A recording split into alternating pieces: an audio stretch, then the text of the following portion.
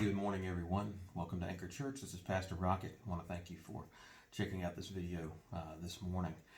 Just wanted to make a quick video and say a couple of things to you. First of all, I want to thank you for continuing to tune in online as we broadcast videos live on Facebook and post them also on YouTube. Last night was the second Wednesday in a row that I've had issues with my phone personally, which is what we've been using to film the YouTube videos. So please accept my apologies that for the past two Wednesdays we have not had the message from Wednesday night on YouTube. I have, because the issue was a technical one with my phone, I actually have replaced my phone. I'm filming this. It's the first video I've shot on the brand new one, which I just set up last night. And with a great deal of help, because it was somewhat frustrating, the things that have changed since the last time I had a phone. And as my wife's informed me, I'm a little bit of a grumpy old man. I don't like change and I don't like new things, and I didn't enjoy the process of trying to figure out how to set this one up. But it is now. It works. Video seems to look great, and so we shouldn't have a problem with Wednesday nights being on both YouTube and Facebook going forward.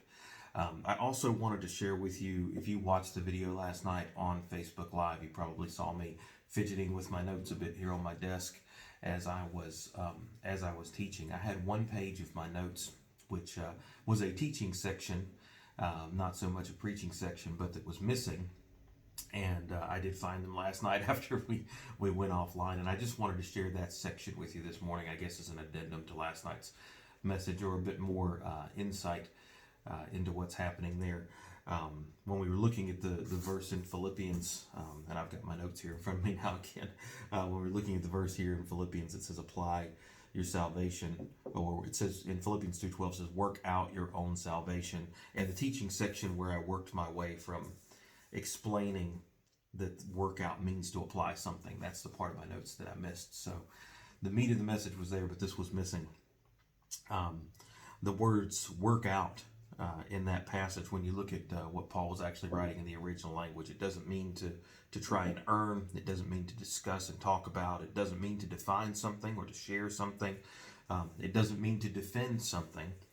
And it also doesn't mean to glorify or become overly introspective about the process of something. The word apply is actually what workout means. It means take what you have and put it to work, and that's the piece that was missing from last night's study. And I have some other bits and pieces of that here I'll share with you this morning. But that definition of that passage workout, or that phrase workout, the way Paul used it, it means to apply, put something to use, or to do something worthwhile with what you have.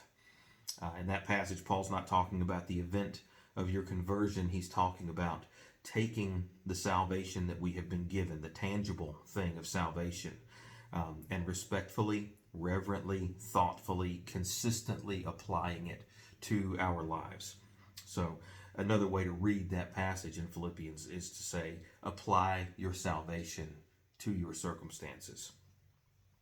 If we think of salvation as an event, then there's nothing to apply. But when we see it as something tangible and valuable and an indispensable possession, then how we use it becomes very critical in our lives as Christians. Salvation in this passage, when it's talking about working out your salvation, it's not talking about the conversion experience. It's talking about being in a state of safety, having health, wholeness, and holiness, having a sound mind, a sound spirit, and a sound body. It's talking about things that are given to you because of that process of being saved, or being brought into the kingdom of God. So Paul is telling the church in this passage to apply these things that you received as a result of salvation to your life, to consistently, respectfully, and thoughtfully, and reverently use these gifts from the Lord in every single situation.